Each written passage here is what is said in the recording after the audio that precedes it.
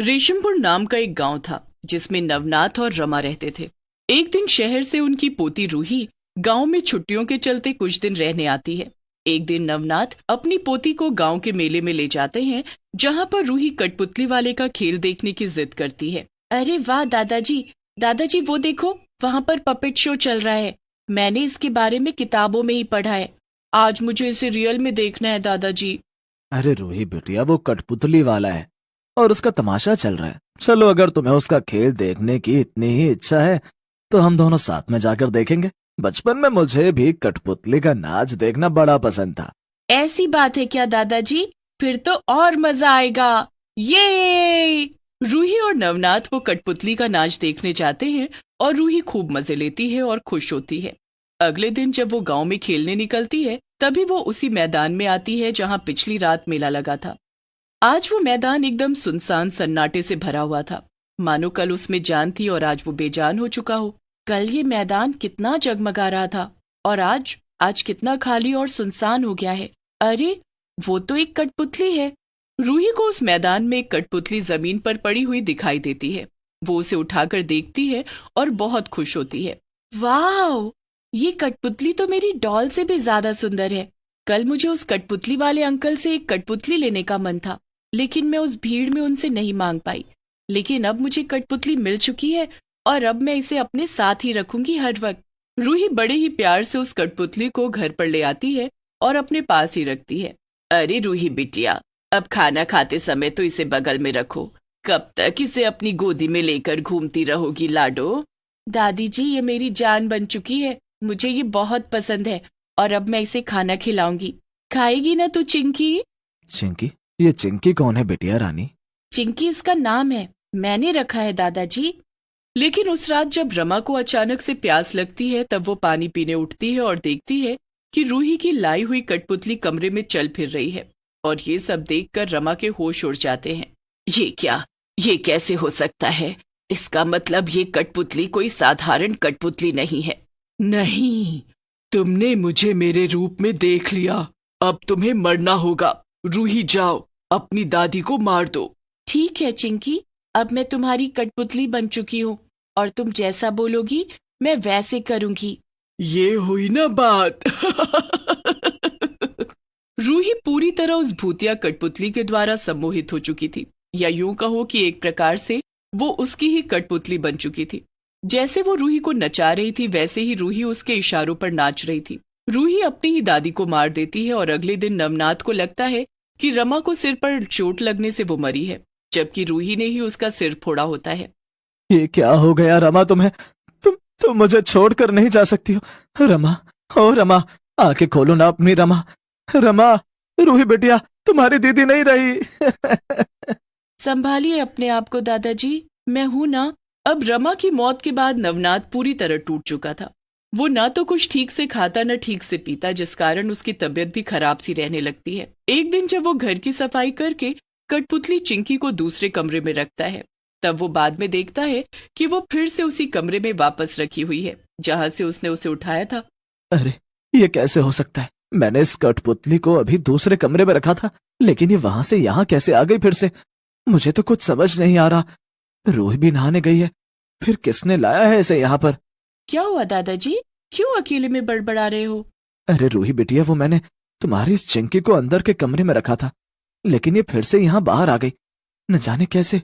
ओफो दादाजी, आपको पता नहीं क्या, चिंकी चल फिर और बोल भी सकती है।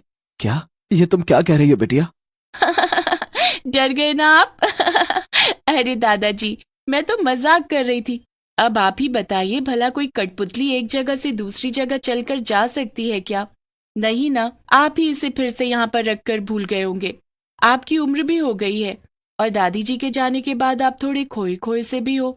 अब गांव में अचानक से सरपंच के परिवार में पिछले कुछ दिनों से किसी न किसी की मौत होने लगती है और ये खबर पूरे गांव में फैल जाती है। क्या बात कर रहे हो तुम? सरपंच के परिवार से लोग मर रहे हैं? लेकिन कैसे? पता नहीं नवनाथ, लेकिन पिछले कुछ दिनों से ये सब हो रहा है। अभी तक आधा परिवार मर चुका है। कैसे मरे, किसने मारा, ये सब उन्हें भी नहीं पता। इतनी रहस्यमयी मौत हुई है उन लोगों की। क्या? अरे बाप रे, ये मामला तो काफी गंभीर लग रहा है फिर तो। हाँ नवनाथ, मुझे तो लगता है कि किसी से दुश्मनी है सरपंच की, और वो दुश्मन ही ये सब कर रहा है। हाँ हाँ, ये भी हो सकता है। खैर, हमें क्या करना है, हमें अपने काम से काम रखना चाहिए। एक शाम जब रूही घर पर नहीं आती तभी नवनाथ घबरा जाता है।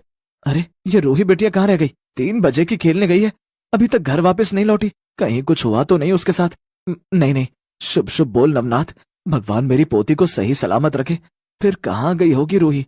चिंताग्रस्त और परेशान नवनाथ रूही को पूरे गांव में ढूंढने लगता है, लेकिन वो उसे कहीं नहीं मिलती। इसलिए वो थक हार कर घर लौट आता है। तभी उसे रूही कमरे में सोई हुई दिखाई देती है और उसकी कठपुतली उसके साथ सोई होती है। नवनाथ घर के अंदर जाता है, तभी वो देखता है कि अभी वो कठपुतली खिड़की में जाकर बैठी है, और ये देखकर उसकी आंखें फटी की फटी रह जाती हैं। ये कैसे हो सकता है? अभी बाहर से मैंने देखा था कि रूही इस कठपुतली के साथ सोई है, और अब ये कठपुतली खिड़की में। ये तो अभी 1 मिनट पहले रूही के सीने के पास थी। ये कैसे संभव है? नवनाथ इस बात पर इतना गौर नहीं फरमाता और वो भी सो जाता है। लेकिन अगले दिन जब वो घर के बाहर बाजार जाकर वापस घर लौटता है, तभी देखता है कि रूही और वो कठपुतली आपस में बातें कर रहे हैं, और रूही पूरी तरह सम्मोहित हो चुकी है। मेरा बदला आज पूरा हो जाएगा। अब केवल वो सरपंच ही बचा है, मेरा सबसे बड़ा कातिल, जिसके कारण मेरी मौत हुई थी।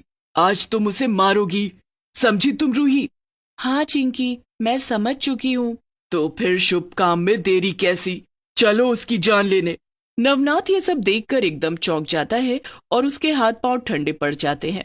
इसका अर्थ ये है कि ये कोई साधारण कठपुतली नहीं है, और ये मेरी पोती रूही से अपना बदला पूरा करवा रही है। नहीं, मुझे इसे रोकना होगा। नवनाथ रूही और कठपुतली के पीछे पीछे भागने लगता है, लेकिन उसके पहुंचने से पहले ही रूही ने सरपंच को मार दिया होता है। और तभी रूही और वो भूतिया कठपुतली नवनाथ को देख लेते हैं। नहीं, रूही तुम्हारे दादी जी की तरह तुम्हारे दादाजी ने भी मुझे देख लिया है, वो भी मेरे इस रूप में।